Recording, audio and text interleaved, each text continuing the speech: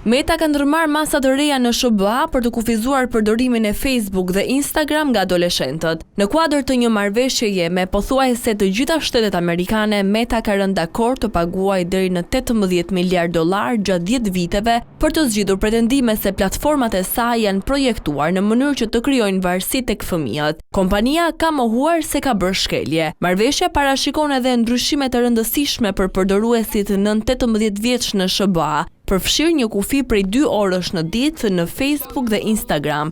Zyrtarët australiane kanë mirëpritur këtë zhvillim. Australia është vendi i parë që ka vendosur një ndalim të medjave sociale për fëmijët nën 16 vjeç, por zbatimi i ligjit është përballur me probleme. Studime të hershme kanë treguar se rreth 80% e të miturve vazhdojnë të përdorin rrjetet sociale edhe disa muaj pas ndërhyrjes në fuqi të ndalimit në dhjetor. Ndërkohë, edhe Bashkimi Evropian po kërkon nga Meta ndryshime për të reduktuar elementët që nxisin përdorimin e tepërt të platformave, si lëvizja pafund e përmbajtjeve dhe rekomandimet që synojnë të mbajnë përdoruesit sa më gjatë online.